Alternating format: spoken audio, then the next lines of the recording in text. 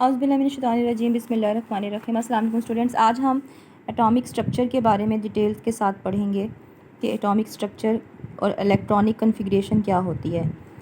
Atomic structure में हम दो बातें बहुत इंपॉर्टेंट होती है। एक होता है मैस नंबर, जिसको हम रिप्रेजेंट करते हैं ए के साथ। दूसरा होता है आपके पास एटॉमिक नंबर, इसको रिप्रेजेंट करते हैं हम जेड के साथ। अब होता कुछ यूँ है, ये मैं एक स्ट्रक्चर बनाने लगी हूँ किसी भी एटम का। ये दरमियान अंदर ऑर्बिट है, ये न्यूक्लियस है। न्यूक्लियस के अंदर दो चीज़ें होती हैं, एक होता है न्यूट्रॉन और एक होता है प्रोटॉन। ये दोनों चीज़ें न्यूक्लियस के अंदर होती हैं। और जो इलेक्ट्रॉन्स होते हैं वो शेल्स में, ऑर्बिट्स में मूव कर रहे होते हैं।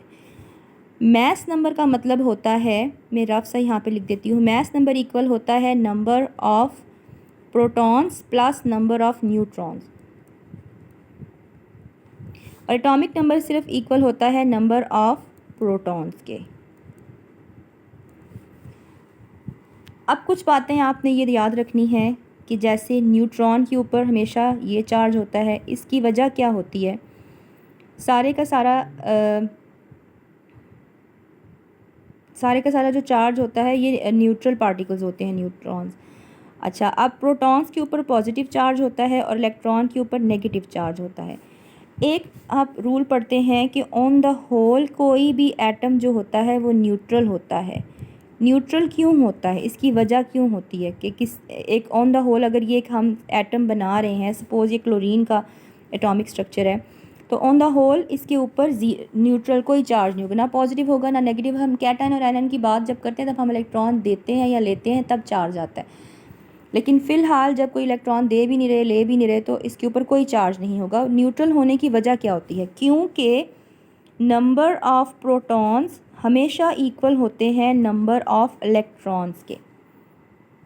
अगेन हम देखते हैं, मैस नंबर को ए से रिप्रेजेंट करते हैं, एटॉमिक नंबर को हम जी से रिप्रेजेंट करते हैं। नंबर ऑफ़, और जो मैस नंबर होता है वह नंबर ऑफ़ प्रोटॉन और नंबर ऑफ़ न्यूट्रॉन्स का सम होता है।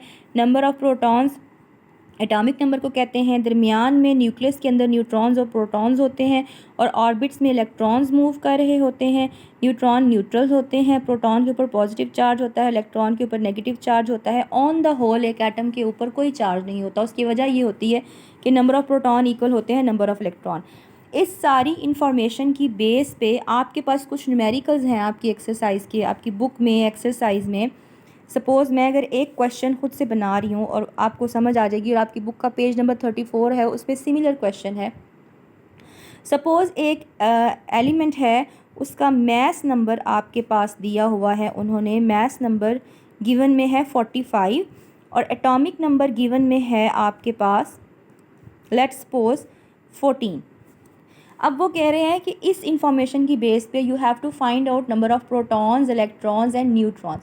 तो हमें कुछ फार्मूलाज पता है, हम उनकी बेस पे देखते हैं।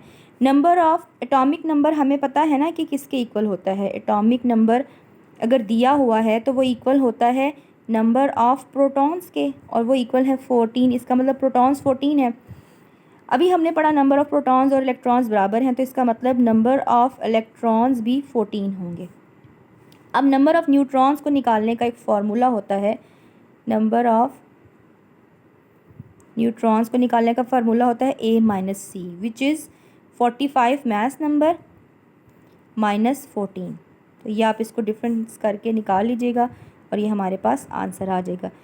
इन्हीं रूल्स को देख के आप अपनी बुक का क्वेश्चन कर लीजिएगा जो 34 पेज पे दिया हुआ है।